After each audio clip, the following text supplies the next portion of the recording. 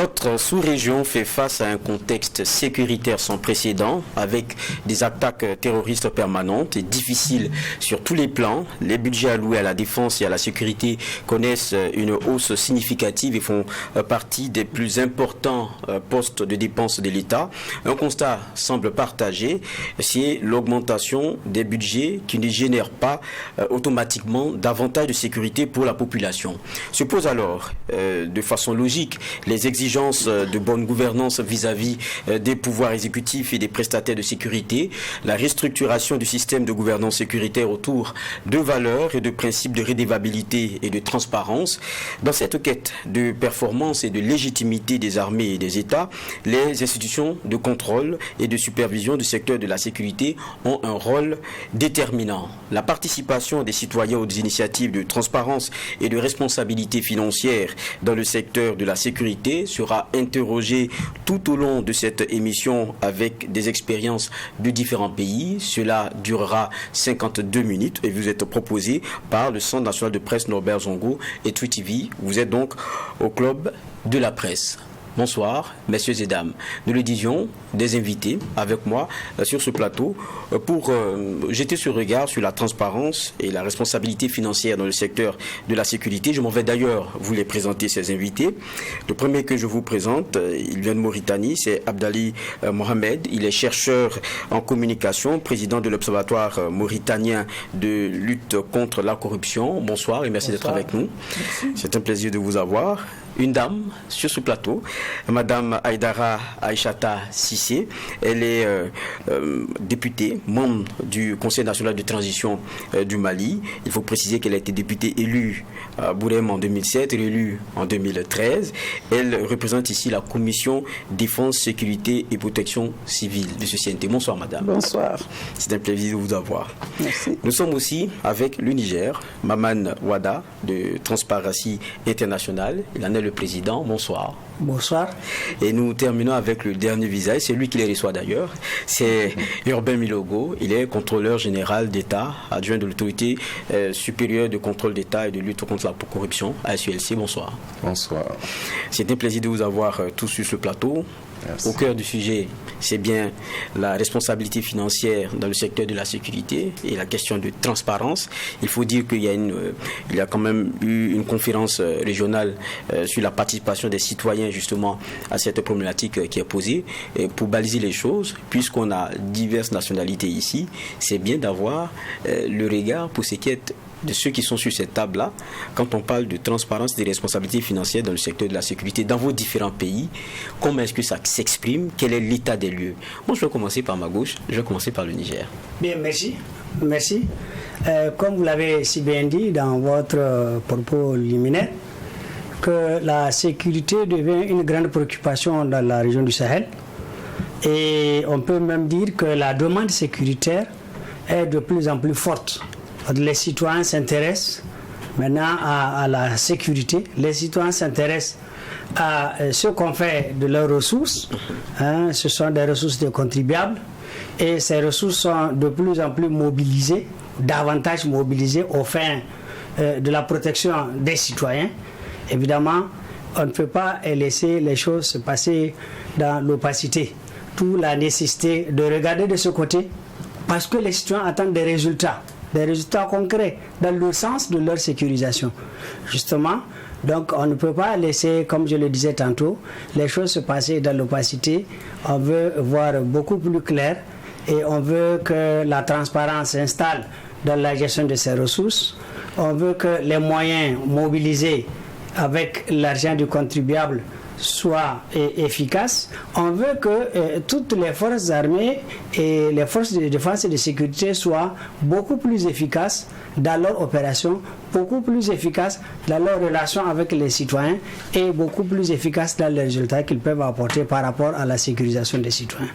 Donc on va dire une veille plus accrue de la part des populations. Mais les citoyens sont devenus de plus en plus vigilants et ils sont plus exigeants par rapport aux résultats. Abdali Mohamed, pour ce qui est de la Mauritanie. Bonjour. D'abord, je vais rappeler deux choses. Premièrement, que nous sommes ici représentants du G5 Sahel, moins le Tchad. Okay. C'est le Niger, c'est le Mali, c'est le Burkina, c'est la Mauritanie qui connaît la situation que vous avez si bien décrite. Deuxièmement, la conférence régionale à laquelle nous assistons est organisée par le DECAF, c'est le Centre pour la gouvernance du secteur de sécurité, c'est un centre genevois. Et donc, depuis 2 ou 3 ans, il s'active dans la sous-région pour porter assistance en matière de formation, de sensibilisation, dans le domaine technique, à ces pays pour qu'ils puissent renforcer la surveillance des dépenses militaires et sécuritaires. Comme l'a dit mon prédécesseur, avec le terrorisme qui sévit dans la sous-région, les dépenses militaires ont tendance à s'accroître davantage. Ces dépenses sont énormes. Elles absorbent une grande partie des financements qui devraient être dans une situation normale orientée vers le développement. D'où donc l'intérêt de savoir si ces dépenses nécessairement légitimes dans notre contexte sont utilisées convenablement dans l'équipement, dans le renforcement de nos forces armées et de sécurité. Cela peut justifier et légitimer quand même leur orientation. Mais comme il l'a dit, avec l'accroissement de la conscience populaire, l'exigence de transparence, de démocratie, d'état de droit, de bonne gouvernance, surtout tous azimuts, aussi bien dans la gouvernance politique que la gouvernance économique,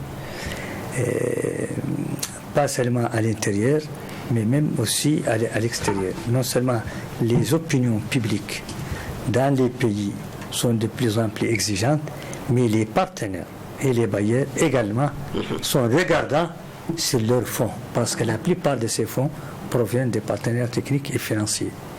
Et donc, ils sont soucieux de vérifier la gestion et la gouvernance de ces armées auxquelles elles apportent assistance. Mais autre volet important de la conférence, d'ailleurs un volet central, c'est la participation citoyenne aux initiatives de transparence dans le secteur de la sécurité. Il faut dire qu'en Mauritanie, fort heureusement, nous connaissons une stabilité depuis une dizaine d'années. D'ailleurs, on nous cite souvent comme un bon exemple. Cela a suscité d'ailleurs une réaction très intéressante de la part des parlementaires qui ont assisté avec nous il y a moins d'un mois à un séminaire en Mauritanie organisé par le DECAF. Ils ont dit que quand l'armée les a invités à faire une tournée dans les casernes, quand ils ont visité la logistique militaire, quand ils ajoutaient à cela la stabilité qui règne depuis une dizaine d'années, ils disent donc à quoi bon sert d'aller chercher chicane ou fouiner dans les affaires militaires et sécuritaires alors que le résultat est là. Parce que pourquoi on finance, pourquoi c'est pour avoir quand même une armée forte, voilà le résultat. Et lui d'ailleurs était présent avec nous, il en était témoin. Donc nous, société civile aussi, en Mauritanie, nous n'avons jamais vraiment senti le besoin d'aller vérifier la transparence dans les dépenses militaires. Surtout que la presse, qui est notre allié, qui est l'une de nos sources aussi, n'a jamais pris la peine de s'intéresser à cela. C'est surtout les sociétés d'État, c'est les hommes politiques, etc., qui font un peu l'intérêt de vérification de leur intégrité. Et donc nous avons presque négligé les secteurs de sécurité et de défense au profit d'autres institutions dont on parle beaucoup. On parle des détournements de fonds, on parle des projets bloqués, on parle des grandes commissions, on parle des contrats sous la table, etc. Voilà un peu, on peut dire que la transparence existe en Mauritanie, il y a plusieurs mécanismes, plusieurs outils. La participation citoyenne est entière parce qu'elle est garantie par la loi, elle est garantie par les institutions internationales de surveillance comme l'ETI. Elle s'exerce aussi à travers les structures tripartites, pratiquement toutes les structures multipartites ou tripartites. La société y est représentée, parfois de manière paritaire, parfois même de manière majoritaire.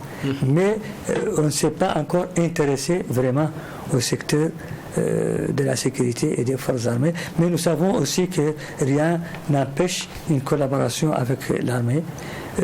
Aucune loi ne les exempte. La Cour des comptes vérifie toutes les institutions. Tous les budgets sont soumis à l'Assemblée nationale. Tous les budgets, que ce soit de la défense, de la sécurité, et donc ils sont soumis à l'examen par des députés, ils sont soumis à l'arbitrage et ils sont soumis aux règles financières. D'accord. Acheta Cissé, pour terminer pour le Mali, parce qu'on va aller aussi au Burkina après. Merci, mais avant de rentrer dans le vif du sujet, permettez-moi de rendre un hommage aux civils et militaires qui ont perdu la vie en essayant de sauver les civils et les populations que nous sommes, et de transmettre mes salutations et celles du président de la transition et du CNT au président de la transition et celui du CNT d'ici et du peuple burkinabé. Et vous me permettrez aussi de saluer l'exemplarité, comme on parle du Mali, l'exemplarité des relations entre le Mali et le Burkina Faso. Vous avez vu que ces derniers temps, vraiment, c'est devenu accru et on essaie de se rapprocher. Tout ça fait partie de la sécurité, parce que si on parvient à s'entendre dans la sous-région, forcément cela aboutira sur la sécurité et à l'échange d'expériences. Je vais juste rebondir sur ce que mon collègue a dit tout à l'heure en parlant du G5 Sahel. Pour les téléspectateurs, il faut que je précise que le Mali ne fait plus partie du G5 Sahel, à juste titre, parce que le G5 Sahel a montré ses limites par rapport à ce pourquoi les pays sont rentrés dedans. Donc le Mali n'en est plus membre.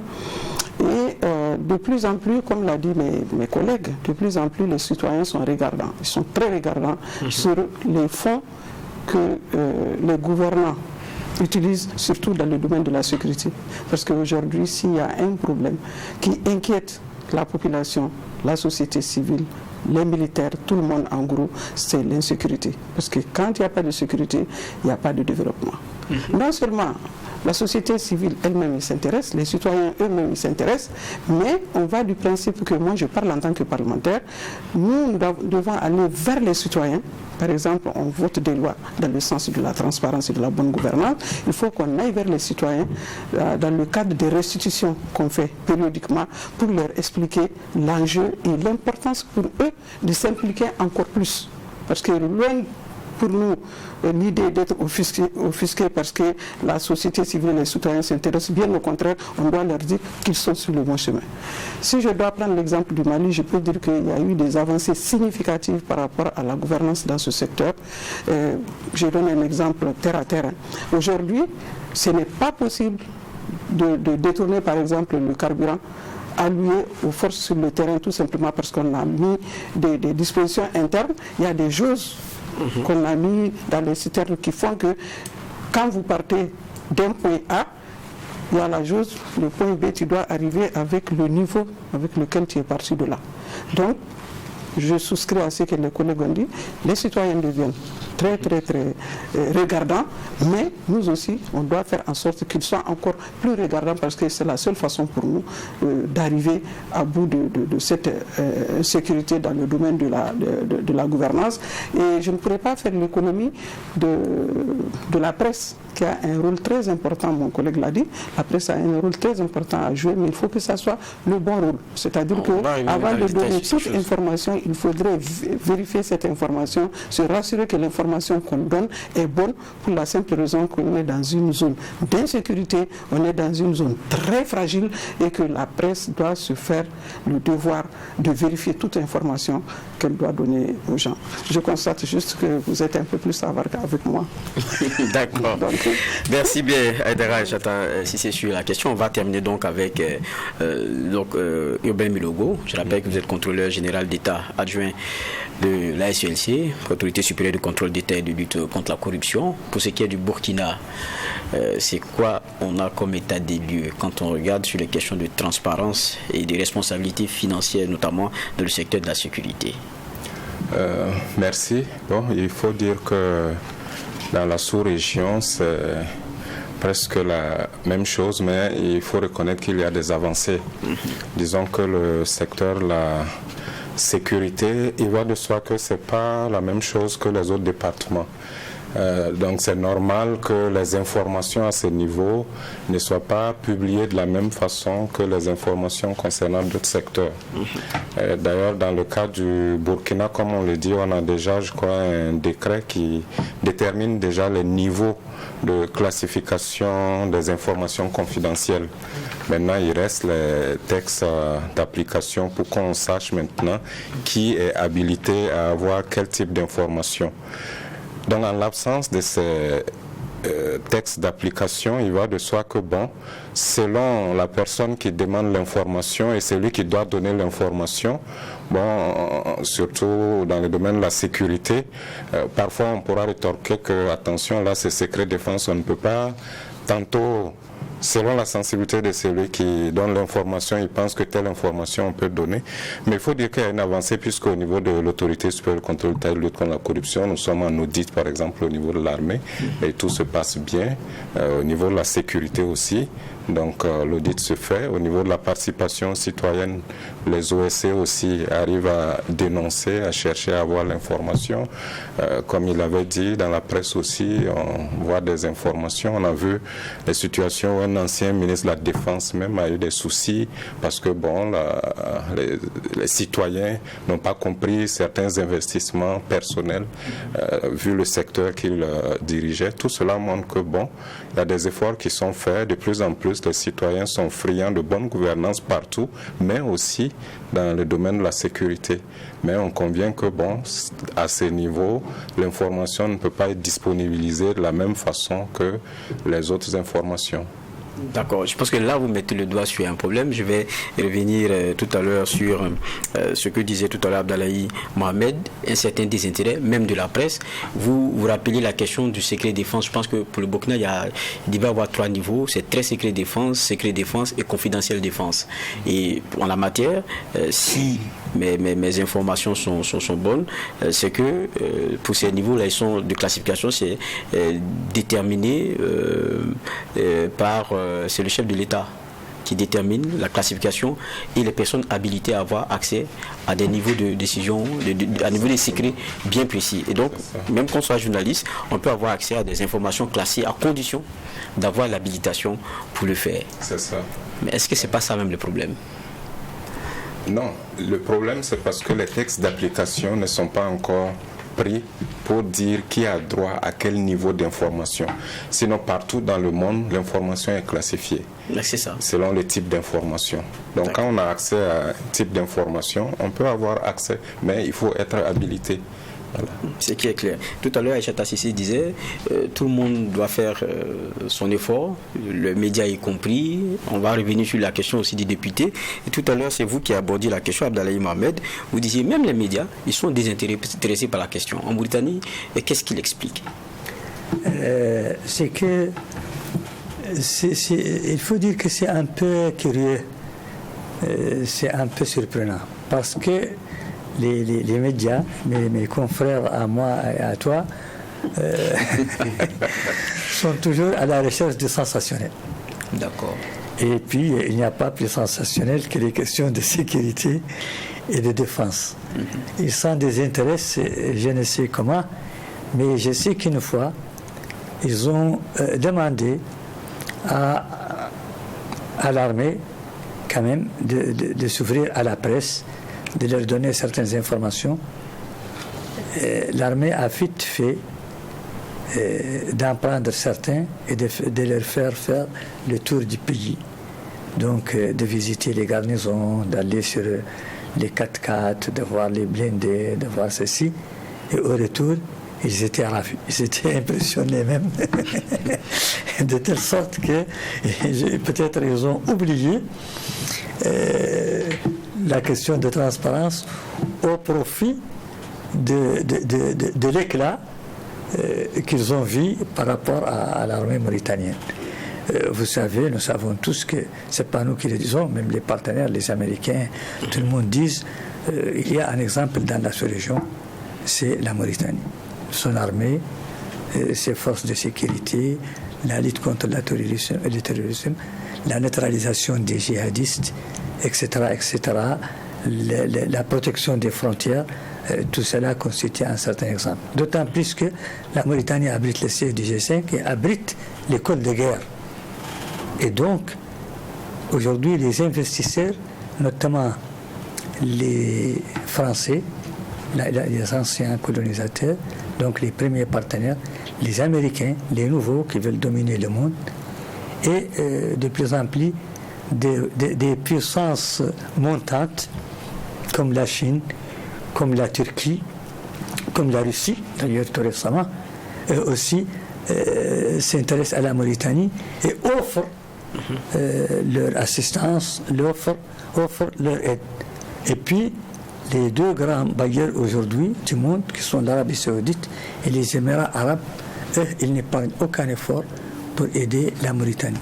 Donc, ce qui a fait que les journalistes n'ont peut-être pas pu trouver des brèches par lesquelles ils vont rentrer. Donc, ils n'ont pas pu détecter des affaires louches ou des détournements, etc., etc. Alors que dans le secteur public, dans le secteur privé, quotidiennement, tous les mois, à la suite d'inspections, de contrôles, il y a des sanctions, des fonctionnaires démis de leurs fonctions, certains poursuivis, certains mis en prison. Et vous savez qu'aujourd'hui, on prépare le plus grand procès dans la sous-région, c'est le procès de l'ancien président et de son équipe, tout un gouvernement qui va apparaître lundi prochain devant la cour criminelle et qui est parlé d'ailleurs depuis 3 semaines. Mais il y avait les questions qu'on appelle les exceptions. Mais bientôt.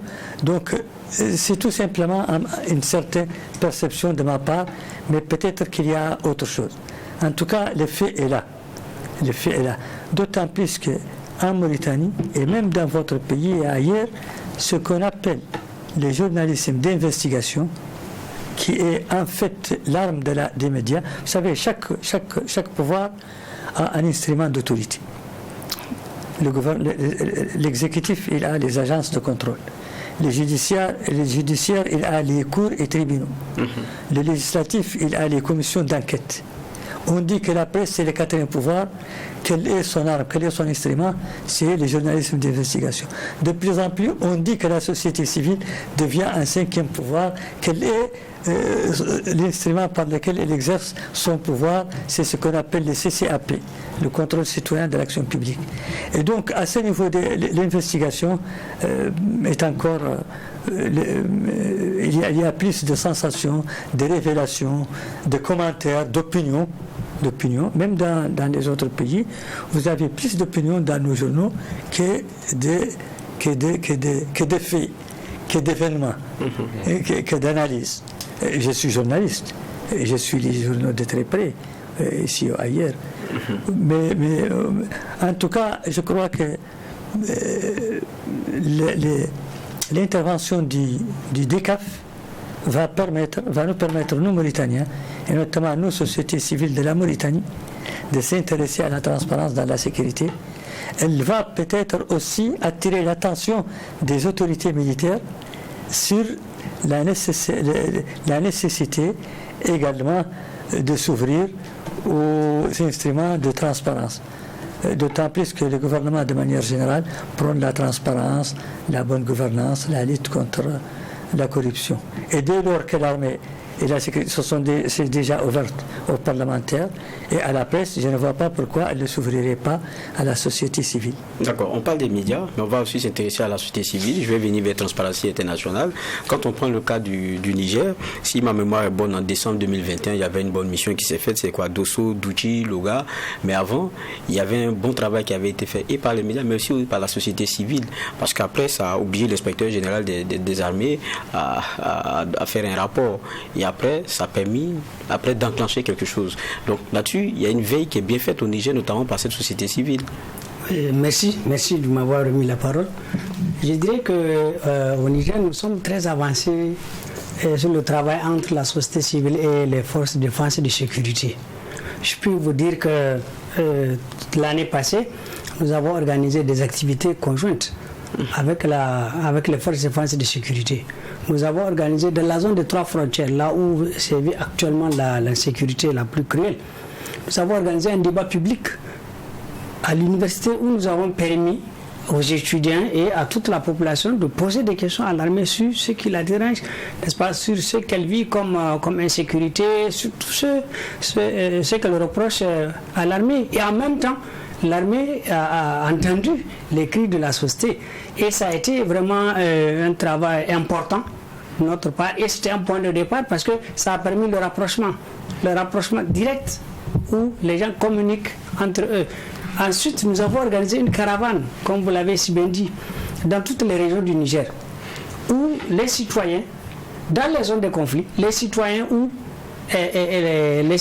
sont venus poser les problèmes qu'ils vivent au quotidien. Et en même temps, les forces de défense et de sécurité étaient là, y compris les problèmes de gestion, y compris les problèmes de financement, n'est-ce pas, de la lutte contre l'insécurité. Et après, nous avons organisé un forum national qui a été accompagné de recommandations. Je peux vous dire que ces recommandations ont été remises au chef de l'État et il y a même des points de ces recommandations qui ont commencé à être mis en œuvre. Autre chose, tout ce travail a été fait parce qu'il y avait un soubassement juridique. D'accord. Nous avons la loi, la charte d'accès à l'information qui est au Niger, qui existe au Niger, et déjà nous avons dans la Constitution l'information comme droit fondamental. L'accès à l'information comme droit fondamental au Niger. Mais mieux, nous avons le décret 2023-570 qui fait exception à la commande de l'armée, où certains appareils de l'armée ne sont pas soumis à la publicité. Mais ce décret est publié au journal officiel. Évidemment, l'application de ce décret a engendré ce que vous savez, le problème du ministère de la Défense au Niger. Et l'État a changé. L'État a changé ce décret-là. Et aujourd'hui, la commande se fait d'État à État. Il y a eu une avancée dans ce domaine-là. La question du secret défense, qu'on oppose régulièrement par rapport à la gestion des ressources. Justement, ce débat a été fait et c'est l'occasion de saluer vraiment l'action des CAF au Niger et partout dans les pays du Sahel. Donc, chez nous, des CAF a entrepris ce travail de l'analyse du secret défense avec la Commission de défense et sécurité, avec les forces de défense et de sécurité elles-mêmes, avec la société civile. Et nous sommes arrivés à une décision où il faut revisiter cette notion de défense et sécurité, de secret défense.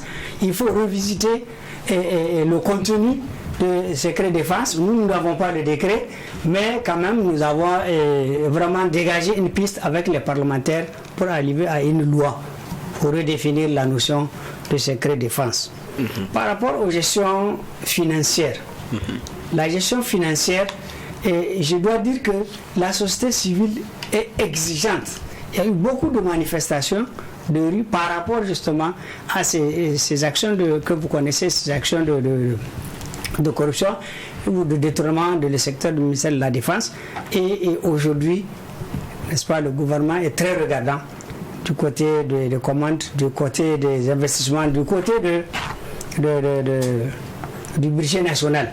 Le budget est soumis à la Commission de défense et sécurité, mais rien n'est caché à la Commission de défense et sécurité. Tout ce qu'on peut lui reprocher, c'est le renforcement des capacités, n'est-ce pas, et la recherche de l'expertise Et maintenant, il y a des techniciens du ministère de la Défense qui accompagnent les parlementaires.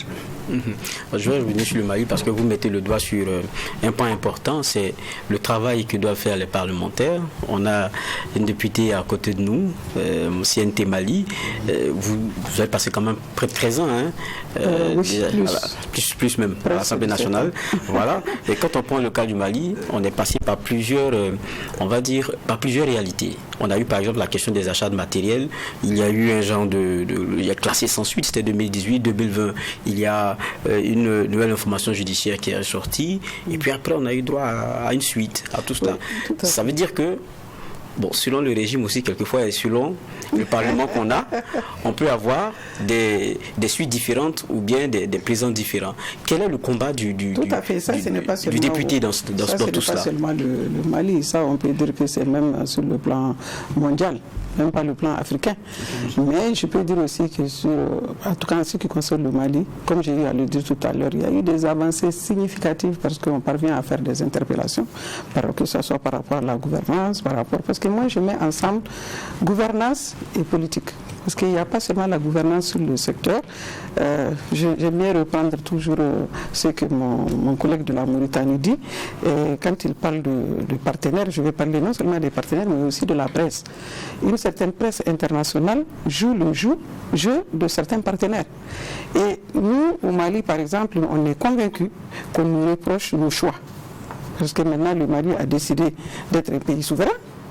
Le Mali a décidé d'avoir une collaboration avec qui il veut. Et quelque part, la presse utilise ça, que ce soit dans le domaine, surtout qu'il y a l'insécurité. Donc, il joue surtout sur l'insécurité. Ce n'est pas un secret pour vous. Quand je vous dis qu'aujourd'hui, au Mali, il n'y a ni RFI, il n'y a ni France 24, tout simplement parce qu'il y a des informations qui n'étaient pas fondées, qui avaient commencé à fuser et on risquait d'avoir des problèmes au niveau du peuple malien, les Maliens entre eux. Donc, je fais la relation entre les deux. Et en tant que parlementaire, moi, je dis qu'aujourd'hui, vraiment, tout est transparent, en tout cas au niveau de la commission de défense dont je suis membre, on n'a jamais posé une question, soit au ministre, parce que quand on fait les écoutes, ce n'est pas avec les techniciens, c'est avec le ministre directement, ni avec le ministre de la Défense, ni avec le ministre de la Sécurité. Toutes les informations qu'on a demandées, on a accès. Mais le problème est qu'il y a certaines informations que nous, parlementaires, ne pouvons pas mettre sur la place publique. Tout simplement parce que, le secret défense, c'est vrai que quelque part, c'est un fourre-tout, mais en même temps, il ne faut pas occulter le fait qu'il y a quand même des choses qu'il ne faut pas divulguer pour la sécurité du Mali. Il a été beaucoup question de secret défense. Aujourd'hui, la conférence pendant les 2 jours, je crois que 70 ou 75% du débat était autour de ce fameux secret défense. Donc, aujourd'hui, le fait que tout le monde en parle, ça nous engage, nous, parlementaires, à en parler encore plus et à aller dans le sens même de proposition de loi, pourquoi pas.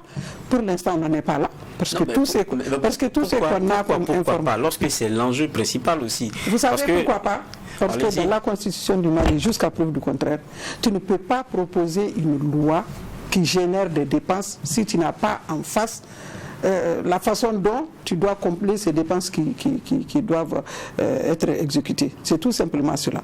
Donc il n'y a que l'État qui peut proposer des lois, mais on peut les inciter à proposer des lois en faisant des interpellations dans le cadre du contrôle de l'action gouvernementale. Ce qui se fait d'ailleurs en toute démocratie, il y a souvent des interpellations dans ce sens. Je vais venir vers le Burkina.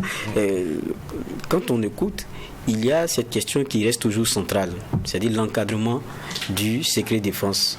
Alors qu'on sait que dans la plupart de nos pays-là, il n'y a pas de législation spécifique qui organise cela. Ça devient injustificatif très vite qu'on ramène au contrôleur quelquefois que vous êtes. Moi, je me rappelle en son temps, j'avais plusieurs fois reçu Ibriga qui ressortait toujours la question.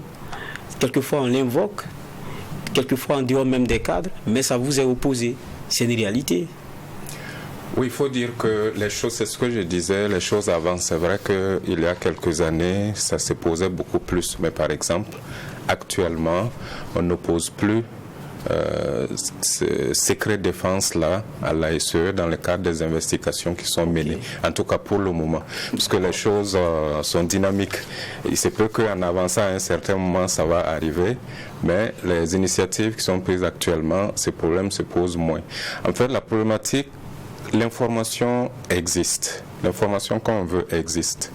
Le problème, c'est qu'on ne peut pas donner l'information à celui qui n'est pas en droit de l'avoir. Et si ça ne lui sera pas utile, ou si ça va poser ensuite plus de problèmes. Donc c'est ça qu'il faut peser. Donc l'idée ici, c'est déjà la réglementation est là à un certain niveau. On a déjà défini niveau confidentialité. Il s'agit d'aller au fond maintenant pour préciser. L'autre problématique, il faut reconnaître quand même, puisque la transparence est utile pour la confiance entre les gouvernants et puis les citoyens. Et on met de plus en plus beaucoup d'argent, effectivement. Donc, ils sont en droit de savoir comment ça se passe. Voilà. Et ça va accroître la confiance. Maintenant, cette information existe à un certain niveau, comme à l'Assemblée et ailleurs. C'est comment disponibiliser cette information-là pour que les citoyens puissent l'avoir sans porter préjudice justement aux questions de sécurité du pays. Je crois que c'est toute la problématique. Bon, pour le commun des populations, quand on regarde, on se dit, bon, ce qui nous intéresse, ce n'est pas de savoir quel type d'arme on a acheté. C'est est-ce que nos deniers, notre argent a vraiment servi à ce à quoi on croit. C'est ça la question. Vous avez eu à faire par exemple des audits il n'y a pas si longtemps, Assemblée nationale, présidence, il y avait aussi la primature. Quand on regarde, c'est vrai que tout n'est pas détaillé. On nous donne carburant, il y a eu tel nombre d'irrégularités, sur ceci il y a eu tel nombre d'irrégularités. Pour ce qui est de l'armée, on n'attend pas de savoir forcément l'achat. Mais est-ce qu'il y a eu des irrégularités et selon quel montant? Quelquefois, c'est ce que le commun des citoyens attendent, si vous leur donnez même ce qu'ils ont acheté, ils ne connaissent même pas. Non, là, vous avez raison à ce niveau, soyez tranquille. Autant on a fait le point sur les 3 institutions. D'ici là aussi, il y aura une communication qui va porter justement sur l'audit du domaine de la sécurité et du domaine de la défense. Donc si c'est l'information effectivement sous cette forme, notamment l'information budgétaire liée à la gestion budgétaire, à ce niveau il n'y a pas de problème. Le point sera fait effectivement à la population, aux citoyens très bientôt. D'accord, je reviens vers Abdallahi Mohamed. Vous rappeliez la question du G5 Sahel. On sait qu'il y a un fameux, je pense que c'est 1.15 du communiqué final, dans lequel la plupart de nos États s'engageaient sur la question de transparence, de redevabilité. Est-ce que c'est... Parce que quand on parle de redevabilité, je pense que c'est d'abord la dynamique de celui qui a à charge la gestion, de venir vers l'autre et dire... On m'a confié tel rôle, voilà comment je gère, pour montrer la transparence. C'est vrai qu'il y a le contrôle, qui est celui de la dynamique de celui qui a cela comme fonction et qui vient pour voir si ça a été bien fait. Mais il y a une obligation pour celui qui a comme fonction la dépense de venir montrer patte blanche. Est-ce que dans nos États, il y a vraiment cette dynamique sur les questions sécuritaires? Ils sont enclins à venir dire et à venir faire le pas de redevabilité.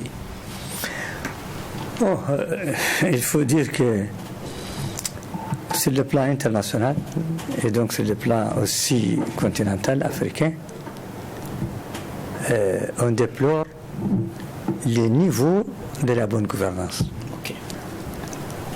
L'un des supports, l'un des piliers, il y a 2 grands piliers, ou si vous voulez 3. Il y a la transparence, il y a la redevabilité, l'obligation de rendre compte, et il y a la lutte contre la corruption. La corruption aujourd'hui, c'est le plus grand mal dans le monde et c'est le plus grand obstacle au développement économique et social. Ça, c'est un constat général. Ce qu'il faut chercher chez les Africains, et notamment chez nos pays, qui connaissent une situation de vulnérabilité et qui est exploitée aussi bien à l'intérieur qu'à l'extérieur à très mauvais escient, ce sont les efforts qu'ils mettent malgré toutes ces difficultés, dont je n'ai pas cité les effets de Covid, les effets de la guerre en Ukraine, les effets des changements climatiques, la crise internationale.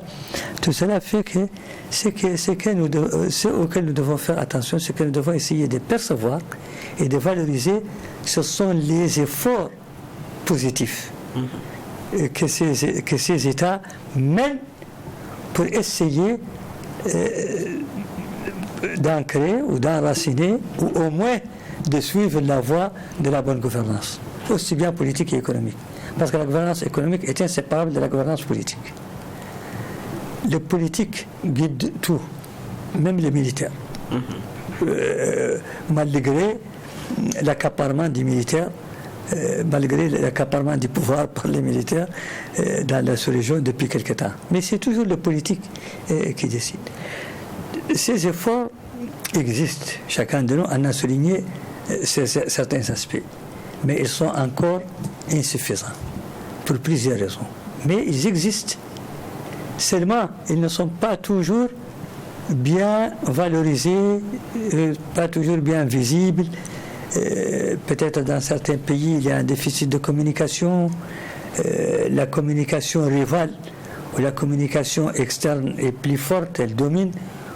Elle l'a dit, RFI, Al Jazeera et tout ça. Ce sont eux, en fait, qui aujourd'hui dirigent le monde et qui influencent l'opinion publique et les perceptions. Mais sans doute, malgré la situation de vulnérabilité, et pour des questions de besoins et de nécessité et de survie, nos États font des pas assez importants dans la bonne voie. Et cette bonne voie doit être bien suivie. Je voudrais dire un mot, en fait, à l'endroit de l'honorable député. J'avais cité le Mali, et ce n'est pas de manière fortuite ni par ignorance, mais pour plusieurs raisons. D'abord le passé, parce que jusqu'à récemment, le Mali était un pays quand même important dans le G5, c'est l'un des fondateurs. Deuxièmement, pour une question d'avenir, l'espoir de voir le Mali revenir, surtout que le président mauritanien, qui préside aujourd'hui le G5, a déclaré il y a quelques jours que le Mali, qu'il y a des efforts importants à l'endroit du Mali pour qu'il revienne. Mais on n'y est pas encore. Oui, naturellement. Ça c'est un autre débat. Ça c'est un autre débat. G5 Sahel Mali. La Mauritanie n'est pas à la CEDEAO, mais les efforts que la Mauritanie fait pour observer les règles de la CEDEAO a imposé aujourd'hui le vocable CEDEAO plus la Mauritanie. D'accord. Vous savez tout ce que on dit CEDEAO plus la Mauritanie. Ça c'est un autre débat qui est en train d'être mené. Moi je vais recentrer les choses sur la question sécuritaire et la transparence. Je vais revenir vers vous. Il y a aussi souvent un point qui est ressorti. Il y a la dynamique qu'on veut implémenter. On met donc celui de contrôle que vous êtes. Mais quand on ne donne pas les moyens, c'est compliqué. Et puis auditer ou aller regarder dans les comptes d'une armée, il faut une expertise. Et souvent, ces expertises, il faut aller les chercher très loin et elles sont coûteuses. Est-ce que là-dessus, il y a vraiment le pas de l'accompagnement qui est le nez de la guerre qui est fait? Merci. Oui, pour les audits qui sont menés actuellement dans ce sens-là, vraiment pour pouvoir donner l'information quant à l'utilisation des fonds dans le secteur de la sécurité, je crois que les missions sont presque à la fin. Donc c'est pour dire que ce dont on avait besoin pour mener ces audits-là, il n'y a pas de souci pour cela. Maintenant, à long terme, peut-être, comme je dis, les choses sont dynamiques. Peut-être que dans l'avenir, ça va poser des problèmes. Ça, on ne peut pas garantir que ça va aujourd'hui, que ça ira demain. Mais pour le moment, pour mener les audits, en tout cas qu'on a commencé, on a les ressources. En fait, le problème qui se pose ici avec la conférence et autres, ce n'est même pas d'abord la ressource, c'est même la possibilité déjà de fuiner, de pouvoir regarder dans ces secteurs-là. Voyez-vous, voilà. Et la lutte est à ce niveau-là. Le secret de défense qu'on va opposer, les refus, parce que c'est confidentiel, on ne veut pas que vous regardez ceci. En fait, le problème se pose beaucoup plus à ce niveau. Et je crois que c'est pour ça les échanges d'expériences qu'on a eus, ça donne des idées et ça permet effectivement d'aborder la question, d'avancer sur la question. D'accord. Mais quand on revient sur le cas de Aïssata Sissi, on a l'impression qu'au Mali, on est dans le meilleur des mondes. C'est-à-dire que là-bas, le député va finir où il veut, il n'y a pas de souci. Et puis qu'on a décidé de prendre notre souveraineté, de choisir nos partenaires, effectivement, on a le vent en poupe. Et je crois qu'il faut continuer sur cette voie-là. Ce n'est pas les autorités burkinabées qui vont me dire le contraire, puisqu'ils sont passés chez nous, on parle même de fédération. C'est justement parce que le Mali, le Mali tout le monde peut regarder, le député peut regarder, veiller pour le Mali, que ce soit ailleurs, l'exigence défense des citoyens fait que aujourd'hui les pouvoirs publics même sont très prudents par rapport à la chose publique. Et comme on dit, ce n'est pas la peine de défoncer une porte qui est déjà ouverte, parce qu'on a aujourd'hui en face, un peu partout, à cause de l'exigence des citoyens, des autorités qui sont ouvertes à cette histoire de transparence et qui sont en train de mettre tous le doigt sur le contexte dont on a beaucoup parlé, comme je l'ai dit aujourd'hui, le secret défense. Le secret défense aujourd'hui est en passe de disparaître. C'est-à-dire que le secret défense, ce n'est pas seulement dans la dépense en tant que telle, comme l'a dit mon collègue, mon ami et frère tout à l'heure, il y a aussi beaucoup de choses qui sont autour du secret défense qui ne sont pas forcément que les dépenses. Chez nous, par exemple, on a le vérificateur général qui devient de plus en plus un homme très fort, tout simplement parce que il fait bien son travail et les populations, les citoyens se reconnaissent en lui ou bien en sa structure par rapport au travail implacable qu'il est en train de mener. Et le Mali a parlé de l'exemple de l'OCLEI, c'est-à-dire qu'on peut, par dénonciation, voir qui est en train, que ce soit dans le secteur de la sécurité, que ce soit vraiment la corruption en tant que telle. Tu peux dénoncer quelqu'un qui a, par exemple, des villas, mais tu ne sais pas où est-ce qu'il a eu l'argent pour cela parce qu'il a son salaire. Et je crois que c'est d'ailleurs moi qui ai attiré l'attention sur le fait que dans ce cas aussi, il peut y avoir des abus. Donc il faut faire attention parce que si on veut régler le compte de X ou Y, on peut faire une dénonciation calomnieuse. Là-dessus, il y a aussi des dispositions qui ont été prises au niveau du Mali que je connais pour dire que quelqu'un qui fait une dénonciation calomnieuse, il y a des lois aussi pour te poursuivre et te mettre en prison. Donc c'est quand même un peu canalisé. Et quand on parle de corruption, qu'est-ce qui amène la corruption très généralement? Ce qui amène la corruption, c'est vraiment les gens qui ne sont pas dans des conditions potables. Donc moi je dis que les hommes qui travaillent dans le domaine du secteur de la sécurité doivent vraiment avoir des conditions très favorable. Et aujourd'hui, je crois qu'au Mali, ça avait commencé déjà sous le président Ibeka et ça s'est beaucoup renforcé avec le gouvernement actuel, c'est de mettre dans les conditions les hommes de terrain, les hommes de tenue et ceux qui perdent la vie sur le terrain, sur le théâtre, qu'on prenne en compte, qu'on prenne en charge leur famille. Par exemple, au Mali, ça c'est une loi qui avait été votée depuis le régime de Ibeka, mais qui s'est beaucoup renforcée avec le régime actuel, vous me direz, parce que c'est des militaires, donc ils savent ce que ça veut dire, ils étaient tous sur le terrain. Quand vous prenez le président Assimi Goïta, c'était un homme de terrain, l'actuel ministre de la Défense, tous étaient des hommes qui étaient sur le terrain. Je crois que ça aussi, ça nous aide à faciliter vraiment la gouvernance dans ce secteur précisément. Je reviens, Maman Ouada, vous sortiez un point, mais je pense que ça a lien avec un peu la prévention de la fraude, parce qu'il faut aussi identifier des opérations à risque sur lesquelles il est nécessaire d'opérer des contrôles systématiques, c'est-à-dire multiniveaux et croisés. Parce que quand on regarde la dépense militaire, tout ne peut pas être secret défense. Il y a ceux qui sont de l'ordre sur lesquels on pourrait faire, on va dire, de la prévention. Au niveau du Niger, est-ce que là-bas il y a des avancées ou bien tout est... Parce que vous nous disiez tout à l'heure que vous avez eu des éléments et puis après, ça a été revisité. Oui, merci beaucoup. D'abord, par rapport à la redevabilité, comme ils l'ont dit tous, la redevabilité a ses débuts. Elle a ses débuts parce que il y avait un fossé historique entre les forces de défense et de sécurité et les citoyens. L'armée, à un certain moment, ne se sentait pas obligée de rendre compte aux citoyens. C'est l'évolution de la situation qui l'exige aujourd'hui, n'est-ce pas? Et de l'autre côté aussi, vous avez des citoyens mal formés, mal informés, je ne dirais pas ignorants, en tout cas ignorants de la chose militaire, et qui peuvent aller dans tous les sens. Il y a nécessité de cadrer ça, il y a nécessité de renforcer les capacités des acteurs pour que la redevabilité soit effective. Mais elle est à ses débuts.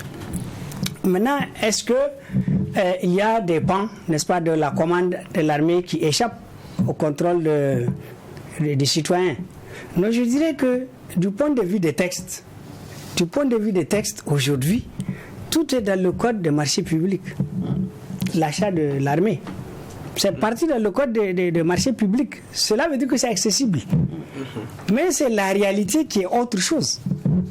Alors que le problème, c'est la réalité. Oui, la réalité, c'est la réalité. La réalité, c'est quoi? Que les gens puissent concrètement, n'est-ce pas, aller vers les forces de défense et de sécurité, ou que les forces de défense et de sécurité elles-mêmes s'ouvrent aux citoyens. C'est ça la difficulté. C'est une culture, il faut la briser, il faut la transformer avec le temps et ça va venir. Nous sommes conscients que ça va venir parce que aujourd'hui la demande, je répète encore, la demande sécuritaire est forte et les citoyens ont les yeux ouverts, ils sont exigeants par rapport à cette information. Sinon, rien n'est caché, en tout cas au point de vue des textes, au niveau de la commande et de l'armée aujourd'hui. Je vais revenir vers le même logo. On sait qu'en la matière des réformes, il y a eu aussi beaucoup de réformes des finances et des marchés publics, comme le disait tout à l'heure. Est-ce que cela peut avoir des effets aussi, quoi qu'on dise, d'entraînement sur le secteur de la sécurité, au point qu'on en arrive par exemple avec impacter l'armée sur des questions de services de sécurité qui devront par exemple présenter elles-mêmes des budgets programmes, tenir une comptabilité qui renseigne régulièrement les organes de contrôle, par exemple que vous êtes sur les actifs et le patrimoine de l'État, y compris militaire. Oui, les réformes, par exemple, sur le budget programme, c'est vrai qu'ils disent que le budget programme tel que c'est fait, parce que normalement on devrait partir des besoins et puis allouer les ressources. C'est ça. Alors que, comme ils disent, dans la réalité, la situation sécuritaire dans laquelle ils se trouvent, on n'arrive pas à identifier les besoins qui sont très changeants. Donc si on doit dire que, voilà nos besoins pour l'année, et puis d'autres par rapport à ça, alors que la situation sécuritaire change chaque jour. Donc cette façon de faire n'est pas n'est pas la meilleure façon d'allouer les ressources. Mais en réalité, la procédure budgétaire n'est pas aussi stricte que ça. Ça veut dire que on peut toujours c'est vrai que c'est une prévision, mais il y a un second budget qui est fait souvent, on relit le budget collectif. Voilà, on peut revoir les lignes, donc les possibilités sont déjà là, il n'y a pas de souci. Voilà, on peut toujours régler ce genre de problème. Si c'est par rapport au marché, en fait, les ententes directes, comme on le dit là, c'est pas parce que les gens font mal les ententes directes que les ententes directes sont à condamner. Les ententes directes, c'est aussi une procédure de passation de marché qui est normale pour peu qu'on respecte les règles en la matière. Ça veut dire que pour les dépenses de sécurité, défense là, c'est pas exclu. Ça veut dire que le code qui est déjà là permet donc de passer les achats normalement. Maintenant, il va de soi qu'on peut profiter, comme on dit, les pêcheurs en eau troublent de la situation pour faire autre chose. Et c'est en cela que la transparence là est importante, que la responsabilité financière est importante, que l'exemplarité est importante. Donc il faut donner l'exemple, il faut bien gérer les ressources qui sont données et il faut communiquer les informations pour que les citoyens sachent que ce qu'ils donnent là est bien utilisé aussi. D'accord. Vous savez, je le disais en début, ça allait aller très vite. On est déjà à 52 minutes, c'est la fin, mais comme c'est une dame et qu'elle demande la parole, on va lui permettre de terminer. Merci beaucoup, je crois que je vais aller très vite, juste en complétant par rapport à l'entente directe. Par rapport à l'entente directe, il y a des règles. La première règle, c'est d'abord donner les motifs pour lesquels on veut faire une entente directe. On ne peut pas aussi se lever et dire entente directe parce que, par exemple, on ne doit pas avoir accès aux militaires pour voir exactement son besoin. Il faut le faire en entente directe. Je connais un certain nombre de choses, mais je ne rentrerai pas dans les détails. Je voudrais juste faire un clin d'œil ou bien une information à donner par rapport au Mali qui est dirigé aujourd'hui au niveau du CNT par un militaire. C'est-à-dire que le colonel Malik Diaw, il est parmi les 5 colonels, comme on le dit d'habitude, les 5 colonels très populaires. Donc, il est président du CNT. Le président de la commission de défense, qui ne fut pas le cas avant, on avait les civils comme président de la commission de défense, était un général à la retraite. Ce qui fait qu'au Mali, c'est condamnable que je ne dise pas qu'il y a vraiment une amélioration significative, tout simplement parce que dans ce domaine précis, je ne parle pas de d'autres domaines, non seulement le président du CNT est militaire, mais le président de la commission de défense est militaire et ils savent de quoi ils parlent. Donc quand il y a la séparation des pouvoirs, mais quand les autorités viennent vers nous, quand les ministres viennent vers nous, ils savent qu'ils ne viennent pas chez des nocifs, ils viennent chez des gens qui connaissent. Et comme ils sont eux-mêmes, pour l'instant, je peux dire qu'ils sont de bonne foi, donc vraiment on a eu des avancées significatives par rapport à la gouvernance dans le secteur de la sécurité pour cette raison précise. Et je vais juste terminer. Je vais juste terminer en remerciant vraiment les autorités pour la bonne organisation de de cette conférence, de cette deuxième conférence. La première, c'était à Bamako, et les résolutions, en tout cas, sont appliquées au niveau du Mali, on peut dire à 80%, et dans les autres pays aussi, quand j'ai entendu tout ce qui a été dit. Donc, je vais remercier les autorités, mais remercier aussi la DECAF pour nous avoir donné l'occasion d'être ensemble pour faire l'échange d'expériences, parce que ça m'a beaucoup inspiré par rapport à ce que j'ai entendu en Mauritanie, au Niger. Je crois que ça va m'aider aussi à avancer en tant que membre de la commission de défense quand je rendrai compte à mon président. Merci beaucoup. Merci. C'est vrai qu'on aurait voulu aborder la question du contrôle des organes extérieurs, la question des sanctions aussi, même pour réduire le spectre de l'impunité. Ce sont autant de recommandations qu'on avait eues. Mais le temps qui nous est imparti est arrivé à son terme. Je veux vous remercier d'être venu, donc, Maman Wada. Vous êtes le président de Transparency International Niger. Merci donc d'être venu. Merci aussi à Abdali Mohamed, chercheur en communication, président de l'Observatoire mauritanien de lutte contre la corruption. Merci à vous, Aïdara Aïchata Sissé. Vous êtes membre du CNT, Conseil national des transitions. Vous représentez ici la Commission défense, sécurité et protection civile Mali. Et puis merci aussi à vous, Ibn Milogo, contrôleur général d'État, adjoint de l'autorité supérieure de contrôle d'État et de lutte contre la corruption à SULC. Ça a été un plaisir pour moi de partager avec vous tous ces moments de décryptage sur la transparence et la responsabilité financière dans le secteur de la sécurité. Et n'oubliez pas, c'était un moment club de presse proposé par le Centre national de presse Norbert Zongo et TruTV. Merci d'avoir été de l'autre. Merci.